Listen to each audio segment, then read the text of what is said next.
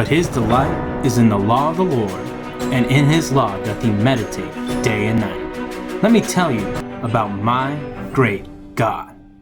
What up, guys? Pastor Tim here. Hope you guys are doing great. We're in 1 Samuel chapter. I almost said 1 Kings for some reason. We're in 1 Samuel chapter 10. If you haven't read the chapter yet, by all means, what are you doing watching the video right now? Pause it.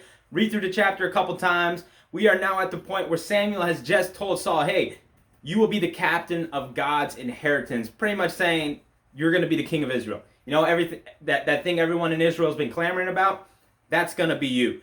And we talked about last chapter the humility of Saul and how he viewed himself. You know, he was a little man. He was of the least of the tribes.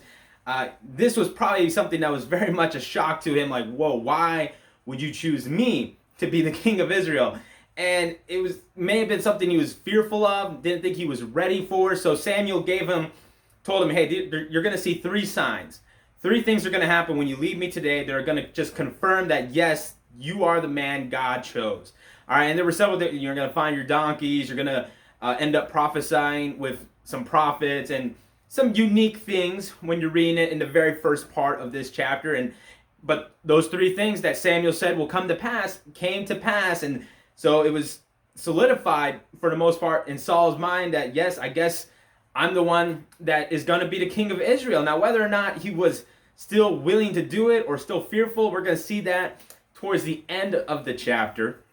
But anyway, we get to the second part where Samuel brings everyone together, at least all the leaders together, and saying, all right, we're going to choose our king. But before he does that, he lays out, not lays out, but he pretty much brings back to the remembrance of the host of Israel saying, hey, what you're doing is still, in essence, rejecting God. What you're doing, even though God's allowing this to happen, this wasn't what was supposed to be. This wasn't what God intended. Remember the God that took you out of Egypt, that great God that caused all those plagues, that great God that allowed you to survive the wilderness, that great God that brought you here into the promised land. Yeah, that great God. Well, you're rejecting him and saying you want to have a king so you could be like everyone else in the land. Which not too long ago with Joshua, remember that great God? He allowed us to take over this land and take out many of those nations. Why would you want to become like all the other nations? Just kind of bringing back to mind, hey, don't forget God. Remember all those great things God's done for you? Never forget those. And if anything, that's something I want us to remember. At least for me personally, it stood out to me from this chapter. It's important for Christians to always remember how God has blessed us in the past. You know that song, Count Your Many Blessings, name them one by one.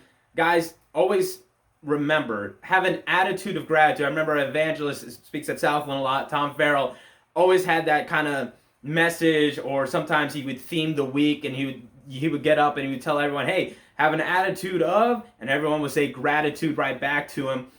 But that's a very important thing. It's a very simple phrase, but it's a very important thing for us to take to heart and practice on a daily basis. Having an attitude of gratitude is important, not just to be thankful for what God has done for us, but to always bring to remembrance how God has blessed us in the past. And in doing so, when we are faced with trials in the future, when we are faced with daunting tasks that may come to us in the future, we can remember, hey, that great God who blessed me in the past, who helped me overcome certain things in my past, he can help me, and he most definitely is faithful to help me overcome this thing that's now in front of me in my future.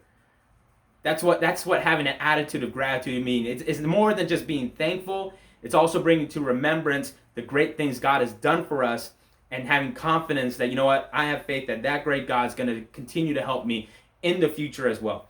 Israel, they faltered in that, and they asked for a king like all the other nations, thinking that king would protect them from their enemies, deliver them from the hands of the Philistines.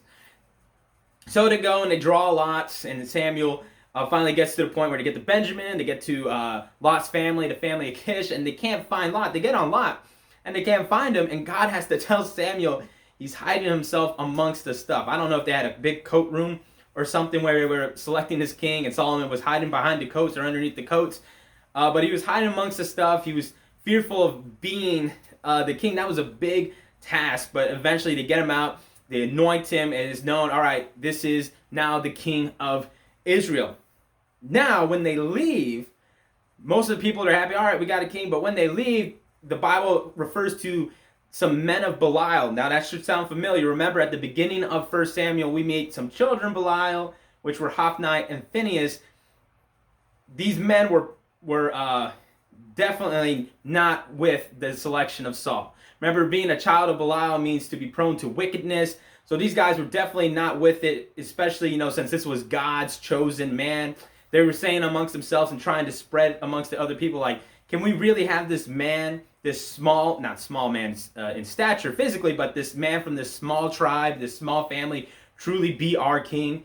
Doesn't make any sense. Now, Saul heard this, but he kept it to himself. He didn't seek out any vengeance at this time. But it just kind of goes to show that when you're trying to do something for God, when God's called you to do something, you're going to have your detractors. You're going to have people, these men of Belial, that are going to talk and say, you know what, that's dumb, or why would you do that? It's not worth it. But we'll get into that a little later when it comes to King Saul. But like I said, the main thing out of this chapter was just having that attitude of gratitude when Samuel is kind of rebuking the children of Israel in a sense, saying, hey, remember that God, Almighty God, that did these great things for you? Well, you're rejecting him. Have you forgotten the things he's done for you in the past? Why would you reject him to now have a king? All right, having an attitude of gratitude is about more than just being thankful. It's about remembering the great things your great God has done for you and having confidence that he will continue to do that for you in the future. That's it for today, guys. I hope you have a great day as well. Tell your accountability partner what you read. Tell your parents, tell your friends, tell somebody about your great God today. Stay safe, stay healthy. God bless.